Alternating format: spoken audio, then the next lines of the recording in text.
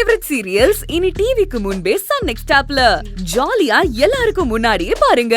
இப்பவே Sun next ஆப்பை download பண்ணி சப்ஸ்கிரைப் பண்ணுங்க. இதெல்லாம் பண்ணிக்கணும்னு அவனுக்கும் ஏதாவது ஆசை இருந்திருக்கும்ல.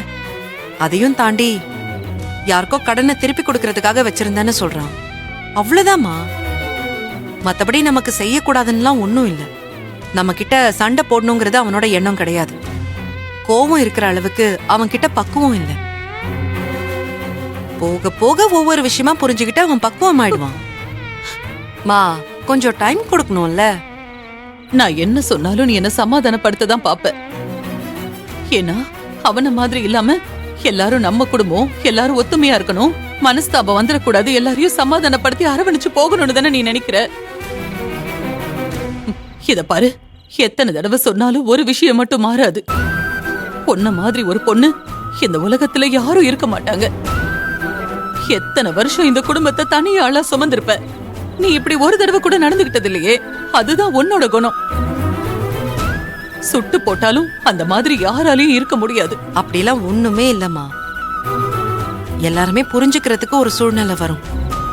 அந்த மாதிரி அன்புக்கும் ஒரு சூழ்நிலை வந்து அவன் புரிஞ்சு நடந்துப்பான்.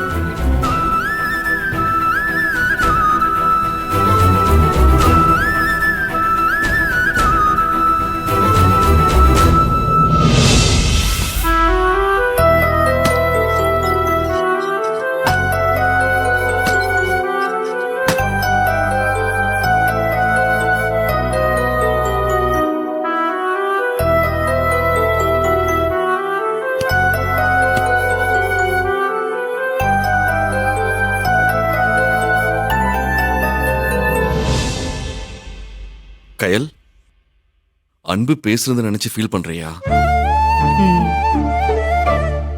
அவன் இப்படி நடந்துப்பான்னு நான் கொஞ்சம் கூட எதிர்பார்க்கல. ஆனா நான் எதிர்பார்த்தேன்.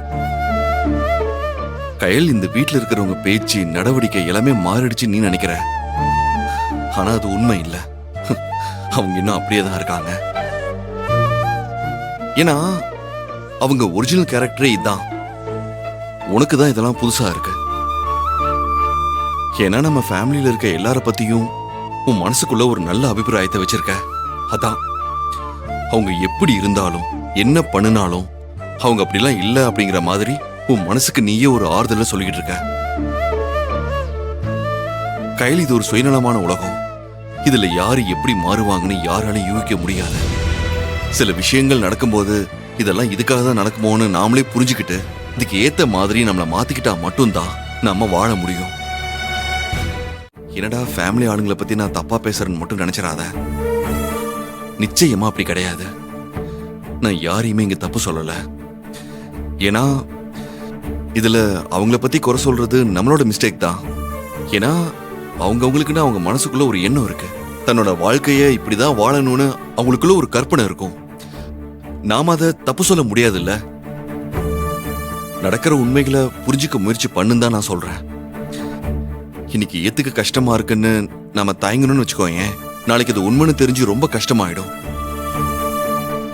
இவ்வளவு நடந்ததெல்லாம் பார்த்துட்டு நீ புரிஞ்சுக்காம இருந்தன்னா உன்னை விட முட்டாள் வேற யாருமே இருக்க முடியாது.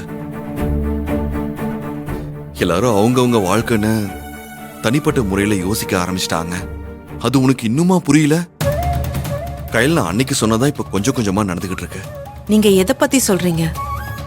இன்னுமா நான் என்ன சொல்ல வரேன்னு உனக்கு புரியல? அன்பு நடந்துகிட்டத பத்தி தான் சொல்லிக்கிட்டு இருக்கேன். இன்னைக்கு இவ்வளவு பெரிய சண்டைக்கு ஏதாச்சும் அவசியம் இருந்துச்சா சொல்லு? அப்புறம் எதனால சண்டை வந்துச்சு? நீ நினைக்கிற மாதிரி இந்த குடும்பத்துல இருக்கிற எல்லாரும் இந்த குடும்பம் தான் முக்கியம், கூட பிறந்தவங்க தான் முக்கியம்னு நினைச்சிட்டு இருக்காங்கன்னு நீ நினைச்சிட்டு இருக்கல்ல? அந்த நினைப்பு ஏன் அன்புக்கு இல்ல? அதுவும் நம்ம குடும்பம் தானே, நம்ம பெரியப்பா தானே, ஏன் அன்பு நினைக்க மாட்டேங்கிறான்? இல்ல, அவன் என்ன சொல்ல போற?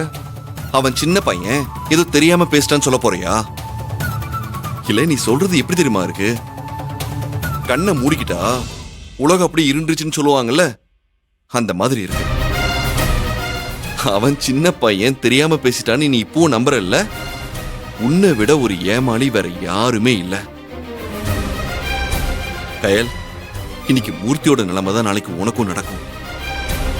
இன்னைக்கு மத்தவங்கள பேசின மாதிரி நாளைக்கு ஏதோ ஒரு சந்தர்ப்பத்துல உன்னை பேசிடக்கூடாதுன்னு நான் யோசிக்கிறேன். எனக்கு அதை நினைச்சா பயமா இருக்கு. நான் சொல்றேன்னு தப்பா நினைச்சுக்காத.